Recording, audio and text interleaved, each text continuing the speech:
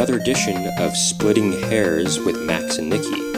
I'm Max. And I'm Nicky. And together we're Max and Nicky. Today's topic is TV show theme songs. So what about TV show theme songs? We happen to be, I would say, more than the average person. We are fairly knowledgeable of TV show theme songs. Yeah, but TV show. Well, theme songs. I would actually say we are fairly knowledgeable about 80s TV show theme songs. Certainly, we're actually very knowledgeable about TV in general. Sure. I would say more than your average, your average television viewer. Yes, definitely. And so what is it about 80s TV show theme songs? They were just so good back then. It seems like, they really tried to make an actual song. Well, not just 80s stuff, but prior to that as well.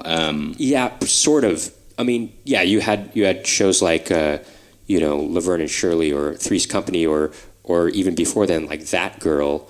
But I do think that the 80s, they really perfected kind of the TV show theme song, and they weren't just songs. They actually tried to make a good song that would be able to. That didn't make sense just now. They weren't just songs. What I mean by that is they weren't just TV show songs. They actually were good songs that I would imagine that could be popular on out of the context of a TV show. Right. Well, at least at the era. Right. Actually, right. No, it's still today. Well, I don't know. That's something we're going to talk about is today, TV show theme songs today as well. Well, okay. Yeah. So they were the best in the 80s. Well, according to us, actually, there's some good ones in the 70s for sure and the 60s too. But they were so my favorite, I think both of our favorites, is the Family Ties song. Right. And it's called Without Us. Right. We actually just did a show, by the way, a variety show in which we featured different TV show theme songs as transitional music between scenes. And when we were testing out the music, one of the girls in the show said she is not very familiar with TV show theme songs. Especially American ones. She's from England. Right, and so she, when the Family Ties show theme song came on, she was like, "What is this? This is really good." I mean, she really liked it just as a song. It sounded like, And it was we told her, it's true. It's from the TV show Family Ties, and she's like, "Wow, I mean, which is sung by some prominent Johnny Mathis. Johnny Mathis sings on it. Denise Williams sing on that show. On that song. Right, but not the first episode, right?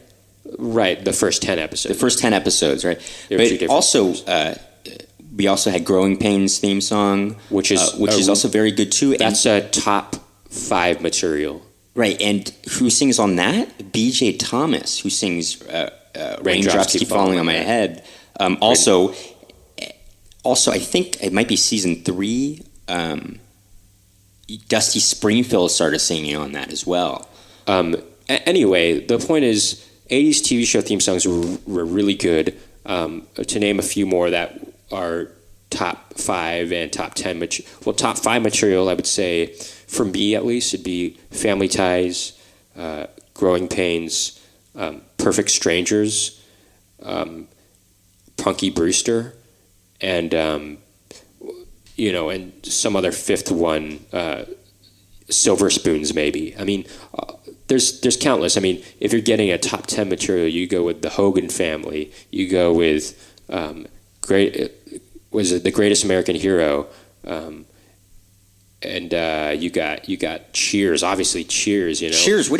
Cheers is top 5 material. I don't know if it's top 5 material. I mean, let's get real here. Oh no, actually, hold on. Mr. Straight Belvedere. up, I'm sorry. Okay, this is a 70s show team on into the 80s, but Taxi. I mean, that's true. Actually, but hold on. Straight up, hold on. MASH though, very good. Although that was for a movie at first, so and also Taxi. Was not written for. Was it? It wasn't written for the show at first. Actually, you might be right about that. But it became well known. Was it written by Bob James? Written by Bob James. I actually met him before. It's on an album called really nice guy. It's on an album called Touchdown. Look It Up. The song is called what? Amanda, right? No, or Allison? No, I think it's Amanda. Amanda. I think so. I should know this. Oh God, this is now. We're talking. We're saying that we're trivia buffs, and for some reason we can't say the. I'm pretty sure it's Amanda, or is it Amanda? Amanda's Dance? No, it's just Amanda, I think. Anyway, it's on the album Touchdown. Bob James, Look It Up. The full version of it. It's great, but you know what? The difference really between good. the difference between that and other '80s TV show theme songs is there's no lyrics. There's no lyrics. It's good. It's really good, but I put it in a different category almost. I don't. I mean, it's still the whole show that we're talking about is TV show theme songs. By the way, Moonlighting, another really good one. Al Jarreau. Right. Well, I mean, I guess if you really wanted to really nitpick, I mean, something that is a song is something that is sung, I guess. I mean, that's really getting into real academic kind of terminology here. And that would require there to be lyrics. Then you would be right then, Nicky, to say that it is a different category. Right. But some of these tunes, these 80s TV show theme songs, were written by just a couple guys. So one of the prominent composers was Gary Portnoy. Gary Portnoy, he wrote the theme song for Cheers, Punky Brewster, Mr. Belvedere, among others. And those are three of the best ones. I mean, and he's actually so good that my older brother, Brent, and we started looking up some of his other material that he actually released as a solo artist before he even wrote these TV show theme songs. And 2 Christmases ago, I actually got for Brent for his Christmas present. I got him the debut album from Gary Portnoy, and gotta say, there are a couple tunes on there that are really, really good. They're just classics. You sound like Donald Trump a little bit. They're really, really good. Can I just say they're great? Okay,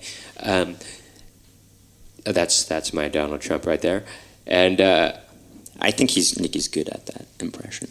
Oh well, yeah. Oh, thank you. I mean, he has his own. Doesn't sound exactly like Donald Trump, but I think what's good in an impression is not trying to exactly sound like that person. It's trying to exaggerate their voice in your own unique way. Your own unique way, yeah. My certain take is kind of like he's a surfer dude. So, we're going to go down to PCH. We're going to catch some waves, my bros. And we're going to catch some waves. We're going to go down to PCH and go down to Lea Carrillo for a fantastic bonfire. And it's going to be great, okay?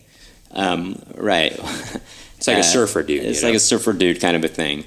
Anyway,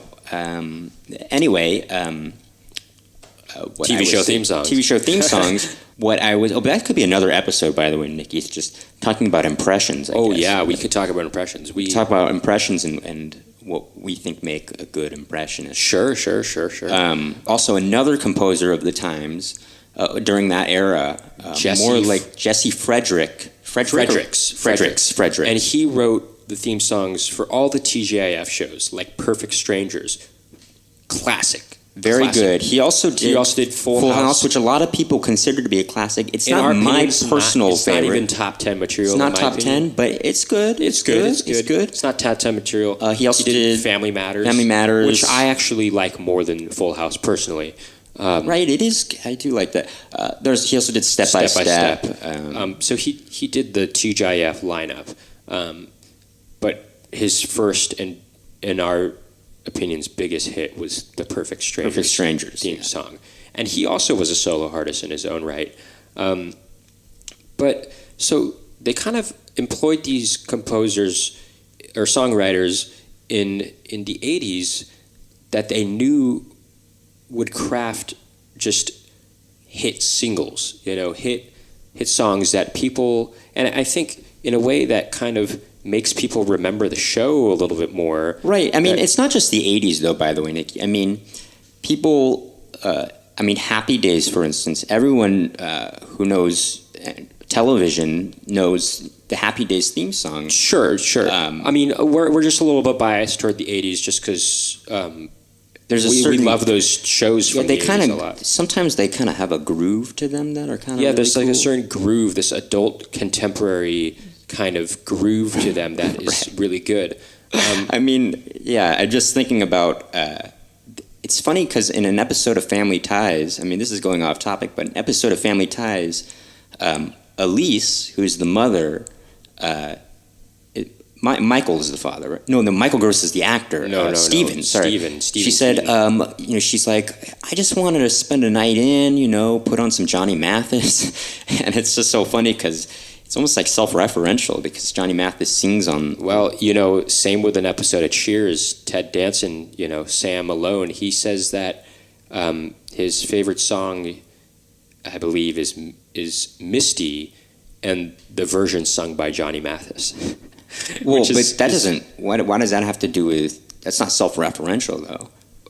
Oh, I guess that's so. No, but what it is funny about it is... It just seems like Johnny Mathis was popular. It's like this popular adult contemporary type of guy back then. I like that, though, and just on the real tip, though, Johnny Mathis is a really good singer. I mean, if you don't know who Johnny Mathis is, I urge you to check him out. Listen to So I Wear a Silly Grin.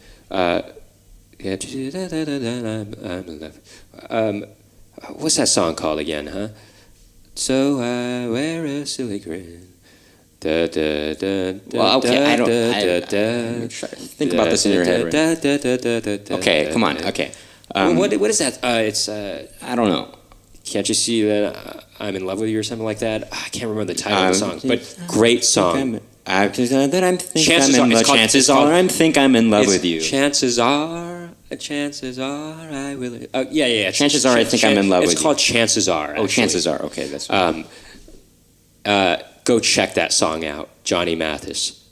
Great song.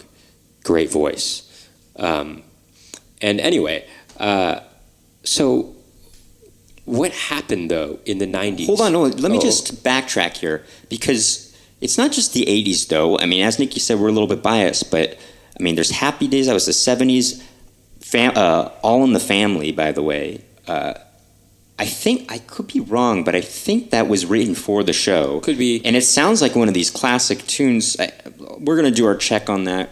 You had the Jeffersons, too. There's Jeffersons. There's... that girl, as I mentioned before, Laverne and Shirley. By the way, we forgot to mention... Different Strokes, by the way, and Facts of Life. Both songs written by Alan Thicke with his wife, actually, at the time. I think it was with his wife at the time. He was a very multi-talented guy. He was a jack of all trades. And then he starred in Growing Pains. But those were very memorable, TV show theme Different songs. Strokes, by the way, started in the 70s. So right. So anyway, just... Also, from the beginning of television or television series, I Love Lucy. That's a very memorable theme song. Oh yeah, just so we just establish that. So, all throughout the TV history, up into even in the '90s, though, Nicky. Well, hold on. I want to get to the 90s. I would just say I want to get into the 90s. Okay, we'll talk about the '90s. Here's the thing. A lot of those songs back then, like the Dick Van Dyke Show and I Love Lucy, they were instrumental. But I feel like it was not until the 80s that it really became, maybe the late 70s. No, actually. 60, I mean, That Girl is they use lyrics. I know, but think about all the shows. It really became a thing in the 80s But listen, 70s, All in the Family, we had Happy Days, Laverne and Shirley, we had the Jeffersons, we had... I know...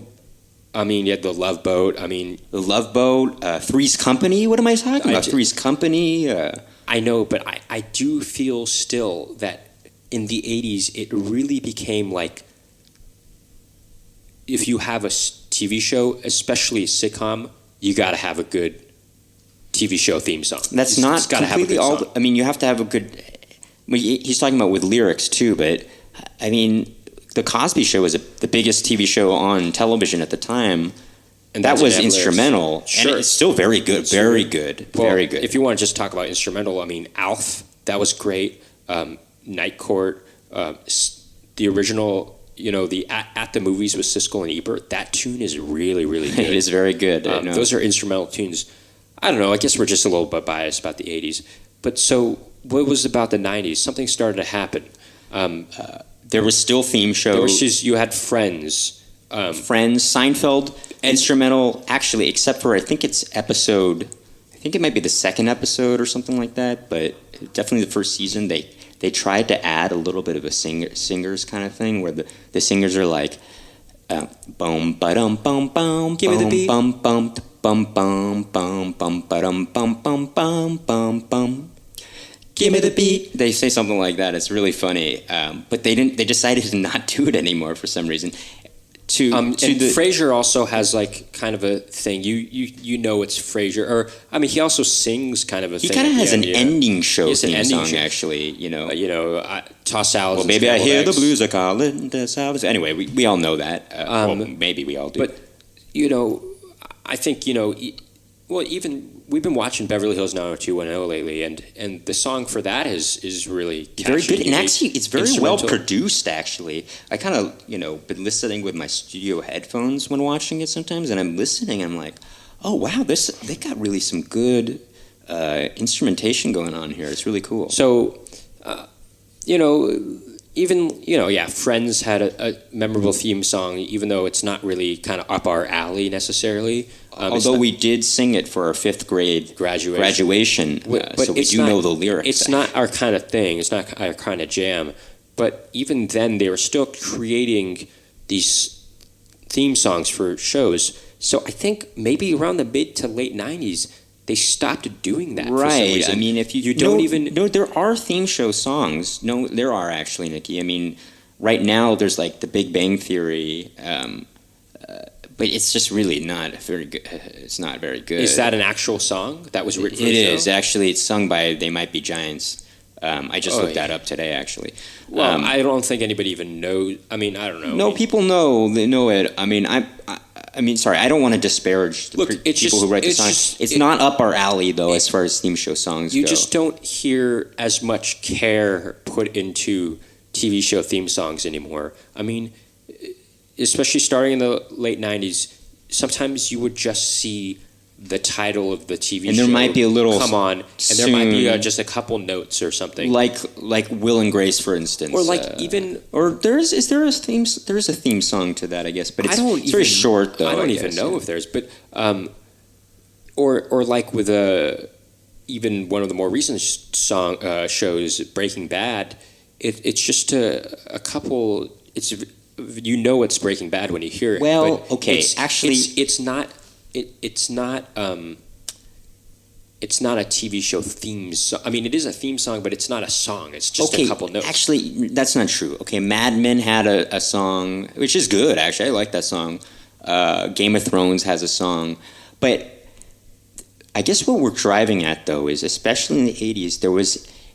they kind of created a genre, actually, of TV show theme songs. It doesn't quite sound like any other kind of music. Whereas nowadays, the show's theme, I guess, it can exist outside of the show a little bit more, without you knowing that it came from a show, if that makes sense. Even though there's a unique quality about those songs from the 80s and even before that it reminded you that it was from a show. It reminded you that this show is on right now. This is the show I'm watching. And this is Family Ties. Right, it reminded you that was almost like it was uniquely written for a TV show, though it's fun to listen to them outside of the TV show at the same time. But because I'll give you another example is for Designing Women. On one of the seasons, or a couple of them, the theme song to it is Georgia, actually. Georgia on My Mind by Hoagy Carmichael, which is a classic standard. But they kind of redesigned it. Redesigned it, right, to make it sound like a TV show theme song. Like one of the seasons has this sort of trumpet or flugelhorn that's doing the tune, and it has a certain kind of groove to it a little bit that sounds... And it makes it sound more like a TV show theme song. And it's very good. I actually even kind of like it in some respects more than the song, like the original version of it, although it's a very good song. Anyway, the point is, something happened, and we don't have those, especially for sitcoms or comedy series, and I think it's also mainly because there's not as many multicam comedy series anymore. There's a lot more single cam shows these days. But what does that have to do with song? It's just the whole vibe. It's true. It's like the a show. vibe. It's the vibe. It's right. Yeah. The vibe of a show. If it's a multicam show, when I say multicam versus single cam, if for those of you who don't know, a show like The Office or Modern Family, that's a single camera show. There's no laugh track. In essence, they're using one camera, and they're shooting. The shoot takes a lot longer usually. For multicam shows, there's multiple cameras going on at once, and while the scene is played out, and that was kind of those usually have a laugh track. That idea was developed by Desi Arnaz, actually, and or it's also Lucy, I think. It's either as a laugh track or it's shot in front of a live studio audience, and so that's another thing, by the way. Laugh track. I know a lot of people don't like laugh tracks, and I understand why, because it's kind of like this phony, implanting of laughter, so that you're told when to laugh. Basically, it's like when music is played at an emotional scene, and it's kind of forcing you to feel a certain sad about the scene that's going on. Which is interesting right because people seem to not care about that as much as the laugh track, but personally, on a personal level, maybe it's just because I reminisce about the old stuff, I guess, a little bit, but I kind of think, like when you're at a comedy show, a joke does better for you personally when other people around you are laughing. There's a sort of sense of community when you're laughing at a joke, and it makes you think a joke is funnier. I know it's like, it sounds terrible because a joke you think should stand alone on itself. We recently had the opportunity to go to a taping of Saturday Night Live, and you're around this whole audience, and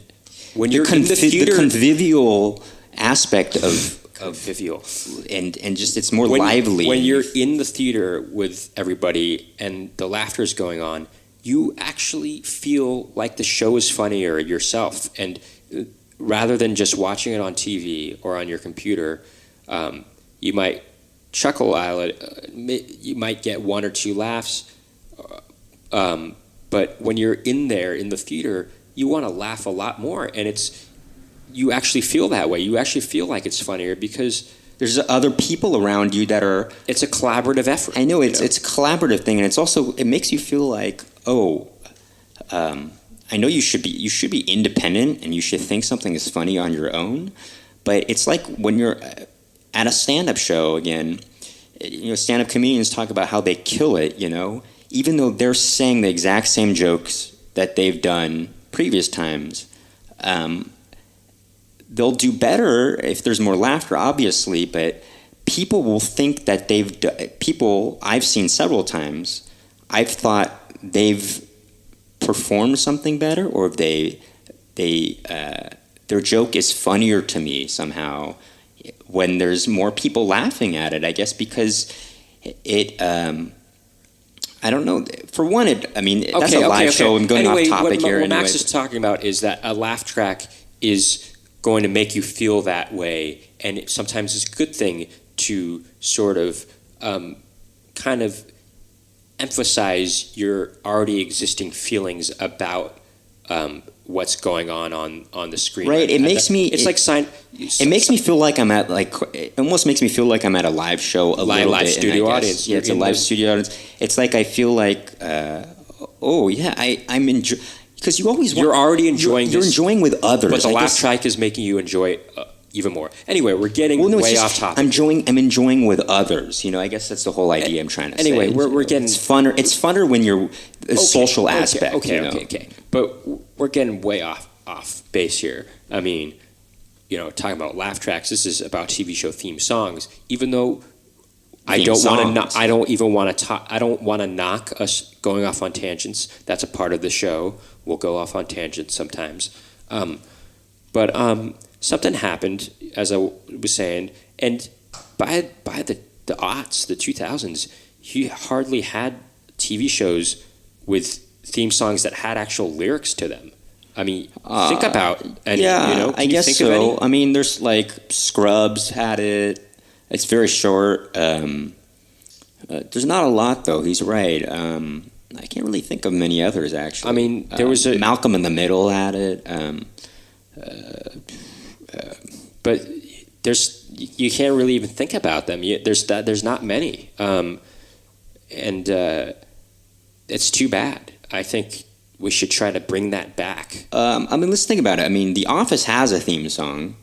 I know, no, some shows have theme songs, but none have lyrics, or very few have lyrics. It's true. Very few have lyrics. Oh, yeah, and I guess very few make me feel like it kind of doesn't have that feeling of a TV show theme song. I don't know if even the ones that don't have And if you don't know what we're talking about, go listen to some of these old TV show theme songs. There's a certain quality to it that it makes you think that it was written specifically for a show. You know what I mean? And it makes you feel like, oh, this is in a genre in and of itself. This is the TV show theme song genre, rather than a rock song that was just written and they used it for a TV show. They happened to use it for a TV show. Right. But it's funny because the Friends theme song by the Rembrandts, that is kind of like a rock song in a way, but that does still have a quality to it that is a TV show theme song. You know, as much as we don't really care. I mean, that's not our up our alley. That's not up our alley necessarily, but it does definitely have a quality to it that makes you think of a TV show. Yeah, I mean, I would say, I mean, it's funny because there's this show that was on recently. It kind of recently got canceled a couple years ago, actually, and we know this guy. Their band had part of their song that they had released a few years before the show came out, and they used that song for the TV show theme song, and so even that song was even written for the show. It was written and it was put out, and then they decided to use it for the show. Anyway, I guess just the point of all this is go check out 80s TV show theme songs. Theme songs, yeah. They're the best. TV show theme songs, 80s and before, are the best. But specifically the 80s we're into a lot. You know, you want to check out those ones that we consider top 5 in 10 material. Yeah. But start with Family Ties. Family Ties is great. I mean, it's really... Without Us. Yeah. That's the title of the song, Without Us. All right. And that concludes this episode of Splitting Hairs with Max and Nicky.